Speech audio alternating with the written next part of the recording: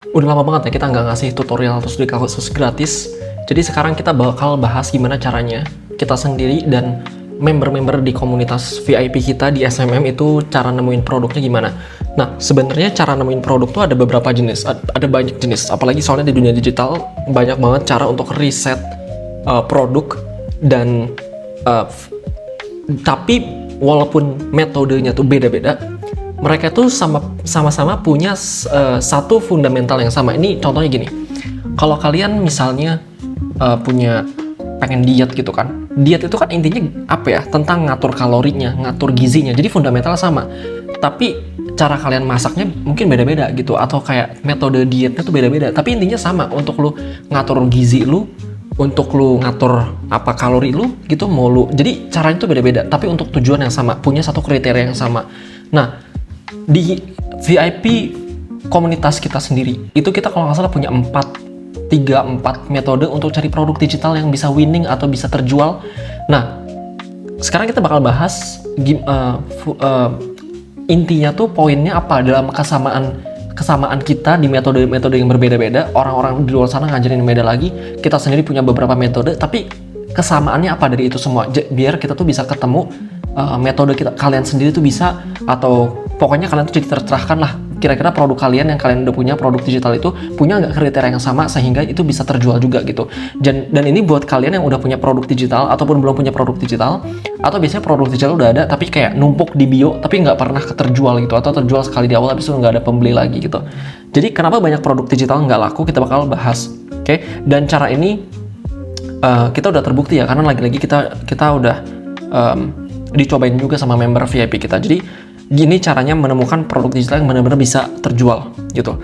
Nah, kesalahannya itu adalah orang tuh banyak bikin produk digital itu karena terlihat sederhana. Makanya mereka kayak kalau pemula lebih condong untuk bikin ebook kayak gitu. Karena mereka nganggapnya itu gampang gitu. Which is beneran gampang, tapi kan gampang itu tidak berbanding lurus dengan keberhasilan. Apalagi kita di sini judulnya ngebisnis gitu. Ngebisnis itu kan bukan, kita nggak boleh ngedepanin idealisme kita. Kita harus tahu yang market mau tuh apa, yang pasar mau apa. Ya kita bikin itu gitu, bukan yang kita suka apa. Nggak bisa dong kita sesuka hati kita bikin pisang goreng padahal orang nggak suka pisang goreng kayak gitu. Nah, tapi bukan salah juga, ada juga ebook yang laris banget itu ada juga. Jadi intinya bukan di formatnya apa, tapi apakah produk tersebut temanya itu orang mau apa enggak kayak gitu. Jadi kalian terserah mau bikin produk yang ribet banget, boleh. Yang biar paling canggih dibandingkan kompetitor boleh, atau kalian pengen bikin produk yang paling simple, paling mudah, itu juga boleh. Yang penting tuh sama-sama apakah ini bisa terjual apa enggak gitu. Jadi masalahnya itu kalau kalian cuma peduliin produknya itu mudah dibikin apa enggak, alhasil kalian nggak mikirin sisi marketnya tuh mereka mau beli apa enggak, akhirnya nggak terjual gitu. Jadi bukan karena produknya jelek, karena ada produk yang sederhana banget itu terjual, itu ada. Tapi ada juga produk yang canggih banget, tapi itu nggak kejual. Jadi kalau saya sendiri itu selalu bilang kayak, kalau lu mau jualan produk digital harus bagus. Tapi bukan berarti bagus itu dalam kualitasnya, bukan. Ya kualitas juga, tapi bukan maksudnya kayak bukan canggih atau mewah gitu, nggak selalu gitu. Maksudnya kayak bagus itu artinya apakah ada marketnya apa enggak gitu. Dulu saya jualan produk digital itu PDF doang, dan itu harganya cuma 60.000 karena kualitasnya juga berbanding gitu, nggak mewah banget, jadi harganya cuma 60.000, tapi itu terjual sampai puluhan juta pertama saya lewat produk digital, dan itu dalam waktu 2 minggu doang gitu. Oke, jadi produk yang disaranin, yang diwajibin adalah produk itu tuh benar-benar menyelesaikan masalah market. Oke. Nah, kesalahan umum paling umum waktu bikin produk digital itu adalah banyak orang mulai dengan pertanyaan, saya bisa bikin produk apa gitu. Makanya orang suka bingung kayak, bang, saya nggak tahu produknya apa, saya nggak punya pengalaman untuk bikin produk digital. Loh, bukan itu gitu. Kalian bisa bikin produk yang kalian nggak perlu pengalaman, atau bukan produk yang bisa kalian bikin doang. Itu kalian banyak banget produk yang bisa kalian bikin di luar kemampuan kalian gitu, di luar pengalaman kalian, itu banyak banget gitu. Jadi pertanyaan yang paling penting itu adalah masalah apa yang benar-benar kalian tuh pengen selesaiin gitu untuk orang banyak gitu. Oke, itu yang harus kalian pikirin. Nah, benang merahnya sebenarnya mulai kelihatan nih dari berbagai metode yang ada di luar sana. Benang merahnya mulai kelihatan di sini. Masalah apa yang benar-benar ingin diselesaikan orang, gitu. Oke. Nah, produk digital itu hampir selalu lahir dari popular problem gitu. Artinya masalah yang udah ada di masyarakat dan itu udah lama gitu. Bisa aja baru muncul, tapi apa ya, maksudnya apa masalah yang baru muncul di masyarakat yang itu kayak krusial banget. Mungkin kayak misalnya agenda propaganda krisis 2030 gitu misalnya, atau krisis 2026 sampai 2030, dan itu kan baru muncul ya. Mungkin bisa aja produk digital yang arah ke situ, mungkin bisa aja, tapi biasanya sih umumnya kita nyelesain masalah yang udah ada dari lama gitu, bukan yang akan baru datang. Tapi boleh lah, kalau yang baru akan datang boleh banget, itu bisa ngetren dan bisa gede juga, angkanya gede banget, itu bisa juga gitu. Tapi nggak semua orang bisa nangkep tren yang akan datang, tapi banyak orang bisanya nangkep masalah yang udah berlalu dan sampai sekarang masih ada. Jadi lebih baik kalian kalau misalnya pemula banget, daripada mikirin masa depan akan ada masalah apa yang akan datang, itu kalian butuh jadi visioner, kalian butuh bisa membaca tren atau prediksi market. Tapi kalau kalian membaca yang udah lalu, itu kan lebih gampang gitu. Jadi masalah apa yang udah sering dialami banyak orang, sudah lama mereka rasain, dan mereka pengen punya solusi yang lebih mudah gitu. Contoh sederhana, cara bela diri paling basic untuk cegah begal walaupun mereka bersenjata misalnya. Sekarang tuh di Jabodetabek tuh begal di mana-mana. Ya kan, saya dari Bekasi, begal tuh banyak banget gitu. Tapi gimana caranya biar orang umum, orang awam yang bukan belajar bela diri, tapi setidaknya tahulah beberapa gerakan yang bisa dipraktekin oleh orang awam gitu, yang setidaknya itu bisa menyelamatkan nyawa mereka gitu. Kita nggak ngomongin mungkin kayak tapi tetap dirampok motornya atau gimana, kita nggak ngomongin itu ya. Mungkin tetap itu lebih bagus ya kalau misalnya bisa nyelamatin diri beserta harta-hartanya, itu bagus. Tapi kalau setidaknya bisa selamat gitu dengan bela diri, itu bagus gitu. Tapi ini contoh kasar aja, ini contoh kasar, terserah kalian mau bikin langsung itu ya silahkan aja, itu ide gratis gitu. Tapi ini nggak ada jaminan ya, maksudnya ini cuma contoh kasar untuk menunjukkan bahwa kalau kita bikin produk digital, itu pilih satu problem yang spesifik yang udah lama orang ngerasain kayak gitu. Terus juga mungkin ada bela diri tuh kan banyak juga, mungkin bela dirinya ada juga yang kayak belajar bela diri untuk misalnya anak kecil gitu, misalnya untuk yang baru tumbuh, terus dia pengen bisa ketemu potensinya, siapa tuh di bela diri gitu, akhirnya diajarin cara bela diri, itu bisa juga gitu.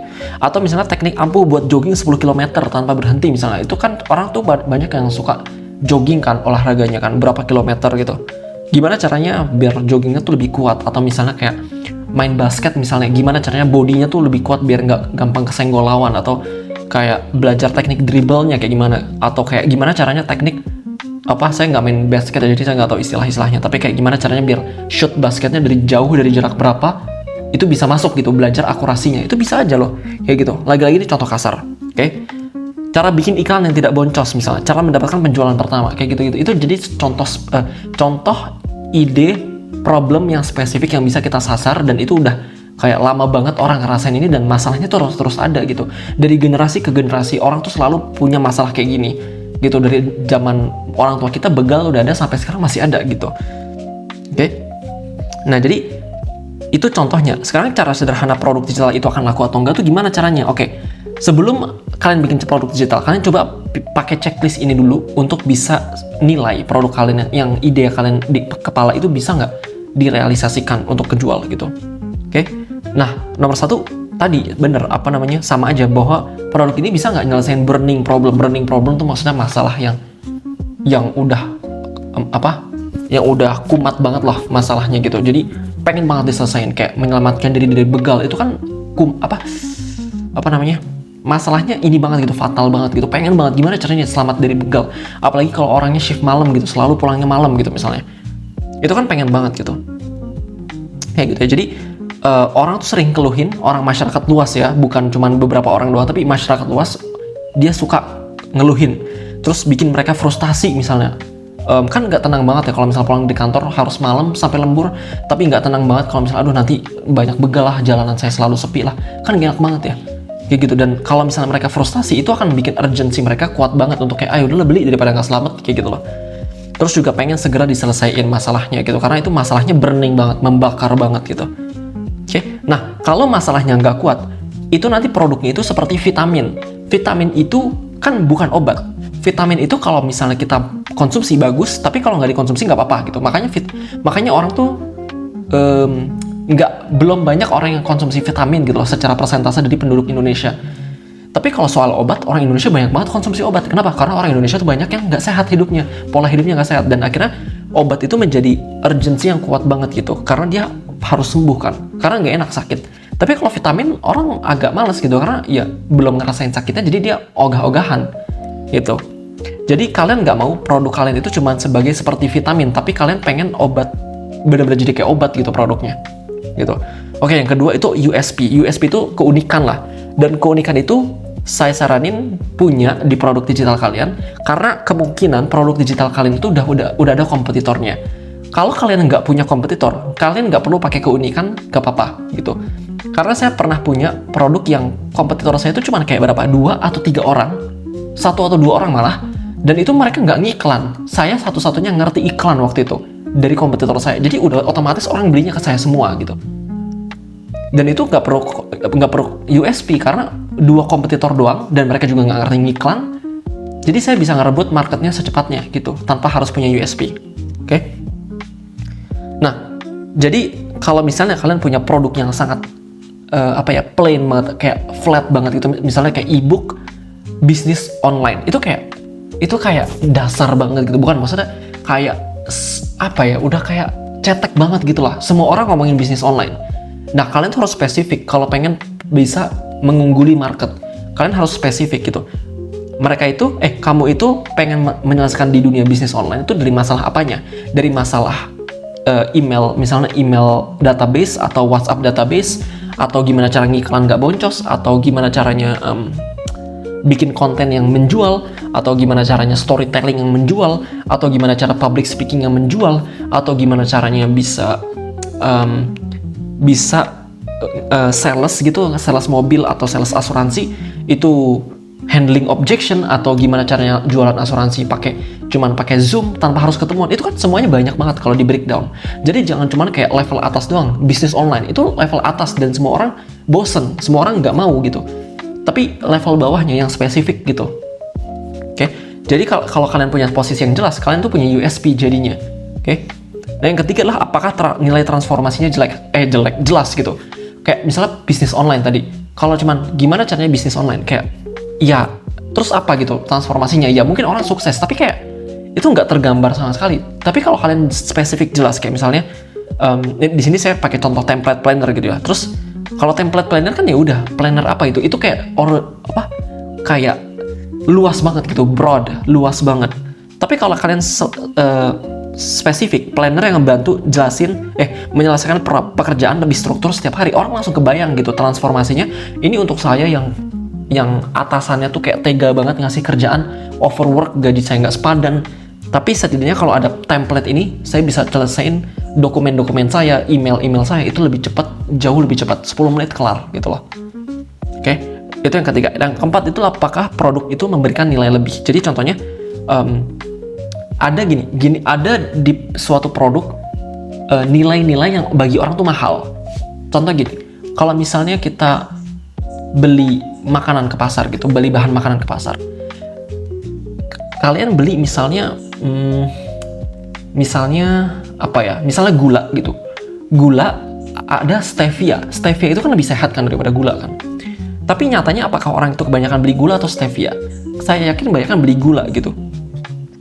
Nah, stevia itu kenapa nggak dibeli? Alasannya banyak banget gitu. Dan mungkin stevia itu keunggulannya adalah lebih sehatnya, tapi harganya lebih premium memang. Nah, nilai lebih sehat dalam tanda kutip, nilai lebih sehat mungkin tidak begitu penting di masyarakat Indonesia. Makanya kayak orang Indonesia banyak yang ngerokok, banyak yang suka begadang misalnya, karena nilai lebih sehat mungkin tidak begitu mahal di kepala orang Indonesia. Tapi ada nilai-nilai yang sangat mahal di kepala orang Indonesia, dan itu ada beberapa gitu. Contohnya lah lebih hemat waktu, lebih praktis, lebih lengkap, atau lebih memberikan hasil yang lebih cepat. Nah, di produk-produk di perusahaan-perusahaan lokal Indonesia, kalau kalian perhatiin, mereka tuh punya nilai masing-masing untuk jadi nilai jual mereka. Tapi contohnya stevia tadi, nilai jual mereka adalah lebih sehat. Saya nggak berani nyebutin merek lah ya, karena takut menyinggung atau malahan gimana. Tapi kalian tahu lah, misalnya kalian pikirin brand apa yang pernah kalian dengar, terus kalian pikir nilai jual mereka tuh apa? Ada yang nilai jualnya lebih enak, ada yang nilai jualnya lebih dekat, ada yang nilai jualnya lebih apalah gitu ya, banyak banget gitu. Tapi dari semua nilai jual yang tersedia untuk kalian pilih, ada beberapa yang paling prioritas, ada beberapa yang paling impactful, paling orang Indonesia tuh paling suka. Nah, saya kasih bocoran di sini bahwa nilai-nilai jual itu yang paling orang Indonesia paling suka adalah nilai jual ini, 4 ini. Jadi, kalau kalian bikin produk digital, gimana caranya biar nilai jual yang kalian pilih itu bukan nilai jual yang kurang prioritas, tapi pilih yang paling prioritas. Contoh, kalian jualan edukasi tentang diet. Kalau kalian ngomong bahwa diet itu biar lebih sehat, itu tidak akan lebih menjual, tidak akan semenjual kalau kalian pakai yang ini. Gimana kalau misalnya belajar diet keto, ketosis, biar diet kalian itu lebih hemat waktu. Biasanya untuk kurus itu butuh 6 bulan, pakai kalian itu cuma 2 bulan kurus. Misalnya ini contoh kasar gitu. Nah, nilai jual lebih cepat itu akan sangat mahal di orang Indonesia. Jadi orang Indonesia tuh diet bukan untuk sehat, tapi orang Indonesia mau diet dengan cara yang lebih cepat hasilnya. Ngerti nggak bedanya? Nah, jadi nilai lebih cepat itu jauh lebih berharga di orang Indonesia dibandingkan lebih sehat atau nilai jual lainnya gitu. Makanya itu kalian bisa nggak kalian nilai jualnya itu lebih ke 4 ini, antara 4 ini aja, kayak gitu. Oke?